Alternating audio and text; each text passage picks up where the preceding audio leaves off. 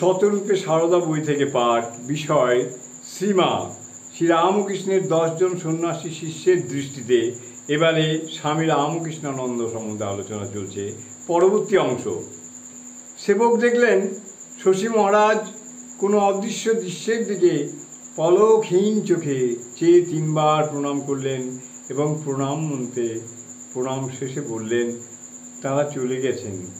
এই সময় শ্রীমাকে দেখার জন্য তিনি অত্যন্ত ব্যাকুল হয়েছিলেন। তাই স্বামী ধীরানন্দ শ্রীমাকে আনতে জয়রামবাটি যান, কিন্তু শ্রীমা আসতে চাননি। মাত্র কিছুদিন আগে তাঁর এই সন্তান তাঁর যে আপ্রাণ সেবা করেছিলেন, সেই স্মৃতির সঙ্গে তাঁর এই প্রাণঘাতী পীড়ার খবর তাকে নিয়ত যন্ত্রণা বিক্ষত করেছিল। প্রাণপ্রিয় সন্তানের রোগজীর্ণ পাণ্ডুর মুখ এবং অমানুষিক রোগ যন্ত্রণা জননী হয়ে তিনি কি করে স্বচক্ষে দেখবেন? আর যদি তার সামনেই সন্তানের দেহত্যাগ হয়, তাই বা তিনি সহ্য করবেন কিভাবে?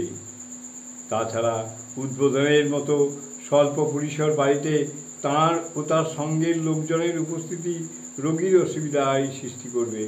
এইসব অনেক ভেবে শ্রীমা স্বামী ধীরানন্দকে বুঝিয়ে ফিরিয়ে দিলেন।